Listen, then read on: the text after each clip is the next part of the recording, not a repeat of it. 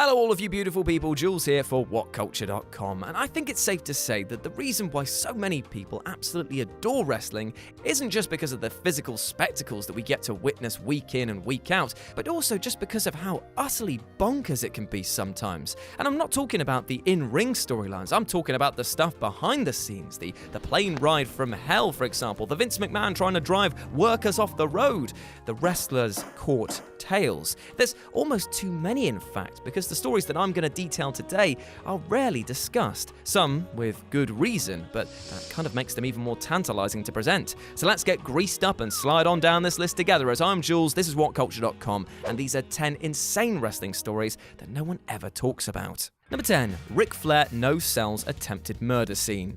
It's well documented that Andre the Giant's temper was as short as his frame was tall, a combination so terrifying that it once compelled Ric Flair to simply walk away from an attempted double murder scene. The story is thus: Blackjack Mulligan, who also had a fuse shorter than Vince McMahon's attention span, once unfathomably decided to sucker punch Andre. Huge mistake, made even worse when Blackjack had also turned to Dick Murdoch before striking the Giant and saying, "Watch this." Well, as you might expect, after being hit for no reason, Andre took both men over to the nearby sea and then plunged their heads into water until he saw fit to let them go. How do we know all of this, seeing that Andre was pished and Murdoch and Mulligan weren't likely to admit that they'd had a dunk for being dopes? Well, because Ric Flair was also there, slowly backing away from the situation as best he could. Incredibly, this wasn't the only occasion on which Mulligan decided to poke the bear. The two actually came to blows following a game of cribbage gone awry. Now, as we know, the only person in wrestling capable of squaring up to men much stronger than they are is Stephanie McMahon. Blackjack, you should have known this. Number 9. A heckin' good rib. Mr. Fuji threw salt in the eyes of baby faces on screen, and off screen, he shoveled dog meat into their mouths. Yeah, let me explain. A rib merchant by trade, he simply loved to create profound anxiety within his fellow brothers. For example, he liked to spike them with laxatives, he glued their clothes to the ceiling, he'd like to cancel their flights, and if they made them, he'd simply get them later by removing the fucking engine from their rental car at his considerable expense. I'm not joking, this guy was the pranking asshole god that even Loki prays to. But this isn't even the weirdest tale. There's a story that Mr. Fuji once punished a fellow wrestler for stealing work from him by killing and cooking a dog and then feeding it to him under cloak and dagger. Now, to water it down for you internet dweebs who I love, genuinely do love so dearly, Fuji fed a heckin' chunk of chonk pupper to another human being. Seriously, who even talks like that? Not even kidding though, this actual event inspired the famous Pepper angle in the WWF years later. Brilliant. Number 8. Road Wild. In a story so wonderfully out there, the Steiner brothers and Sting used to while away the boring time on the road by actively looking for their fellow brothers on the highway and risking death to get them. Now, getting them, in this context, saw Scott lift Rick by his legs and dangle him out of a moving car at full speed. Rick then attempts to open the door of the car parallel to them, which has also got to be moving at, say, 70 miles an hour for this rib to work. The aim was to drag the wrestler into their car, and lest we not forget, wrestlers were giants back then as a matter of course. This was essentially Mad Max playing out in real life, and to be honest, looking at Scott Steiner's wardrobe choice later on in life clearly influenced him. As you might expect from this situation, that apparently happened more than once, wrestlers began to lock their car doors. Now, to combat this, because clearly the game isn't over yet, the Steiners threw everything in their car at the windscreen of their target, one time including, and you can't make this up, a bloody watermelon. Number 7. The Ultimate Warrior is Ben Stiller, basically. Ben Stiller in Dodgeball plays a grotesque parody of masculinity, a ripped fitness guru who suppresses his urges to eat because he considers it a sign of weakness. Now, Dodgeball is a comedy film. Dodgeball exists to suspend your disbelief for 90 minutes of absurd entertainment. There's a goddamn pirate in it. But weirdly, it also draws parallels to The Ultimate Warrior. In that film, White Goodman subverts his appetite by using a slice of pizza as a means of sexual arousal. The Warrior also devised a weird way to enjoy food. He used to grab cookies, right, crumple them up in his hand, and smell the crumbs. He was an odd man, and he enjoyed food in a truly odd way. Number 6. The Ultimate Warrior is also a Ghostbuster. Oh, we're not done with The Ultimate Warrior, let me tell you, for this next story was so utterly mad that it manages to answer the question, is Warrior going over in the afterlife? And the answer is, according to his wife Dana, yes. She claimed last year that the Warrior's ghost once battled several poltergeists in their New Mexico home, which apparently also doubles as a portal for disembodied spirits. A side note, this woman is on WWE Creative. Just wanted to keep that out there. Explains a lot, doesn't it? Just saying. Anyway, Dana stated this. There were just smells and rattling and some really scary stuff. And then she went on to state you could smell the Warrior in the house, and he was fighting and he was battling, and it went on and on and on. So yes, the Warrior apparently had some unfinished business, and that business was kicking out some freeloading ghosts out of his old wife's house. Again, very odd man. Number 5, Vince Russo, total Nonstop dumbass.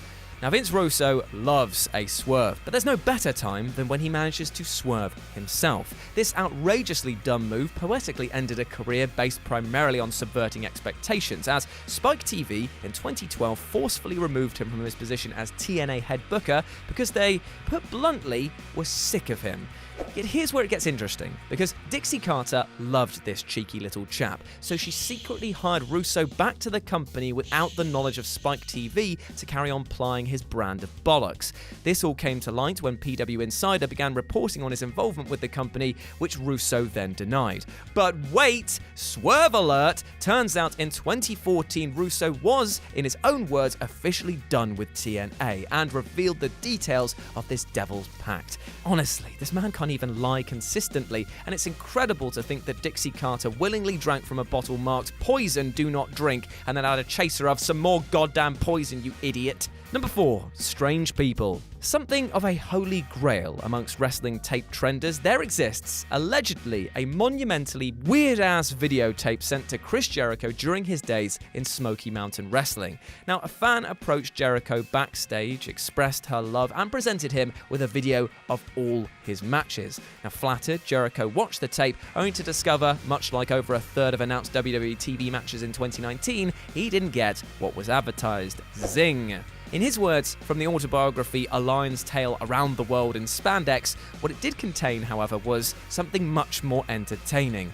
The girl's family performed a totally bizarre ritual for Jericho in which they patted one another on the behind and then did the electric slide dance. Then, one family member farted while another walked around like a crab. The farter then commented on his own fragrance. Honestly, it sounds like a cut scene from Deliverance. I'm reading this to you now and I don't even believe it, but now ask yourself, as weird as this moment is, would you rather watch that or another Baron Corbin match?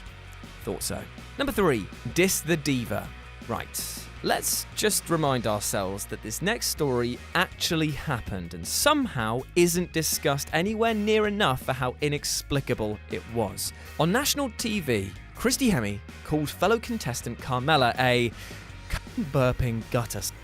I am not even sure if YouTube will allow us to say this. You might have just heard absolutely nothing. But that is language that I'd not even use on your mother while she's quaffing a goblet of man gravy that she keeps by the bedside, because even for me, that's disgusting. Also, my one per list. This all came, pun intended, from the 2004 Diss the Diva segment, a game in which they said just awful things to one another for cheap pops.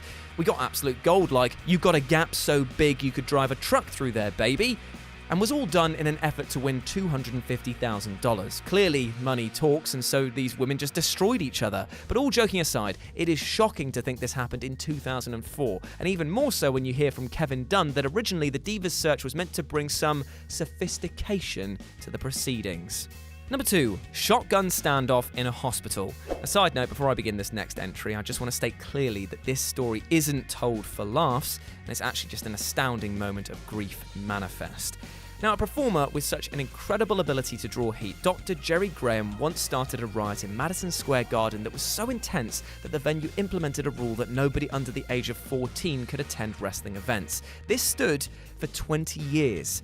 Now, there was something inside the good doctor, maybe even a genetic malformation, that continuously forced him to sabotage himself. Those are the words of superstar Billy Graham in his memoir. And it's a statement made much more impactful when you know the real-life mental struggles that Graham was going through, and something that manifested itself in a truly extraordinary moment when his mother passed away. He had already pledged to her doctor that harm would befall him should she expire under his care. And when she died, he stormed the Phoenix Hospital armed with a knife and a shotgun and removed her corpse from a gurney before attempting to flee the scene with her over his shoulder. In the process, he had tossed a security guard halfway across the hallway. Police arrived and the scene degenerated into a climactic standoff, ultimately arresting Graham, who was subsequently institutionalized. And number 1, move over, Undertaker.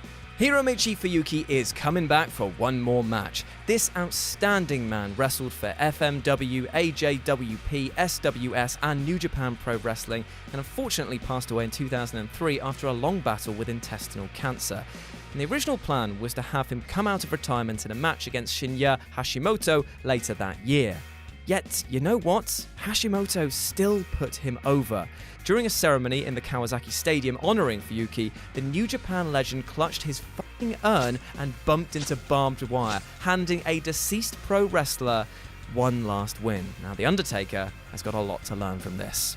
And there we go, those were 10 incredible wrestling stories that no one ever talks about. I hope that you enjoyed this, my friends, but before you go, I hope that you are well. I hope that you are having a good day, and whatever you get up to today, you have a bloody good go of it, because you deserve love, happiness, and success. This list was meant to provide you entertainment, and I hope in some small way it's given you a little bit of joy in your life. I mean, it's literally all I try and do.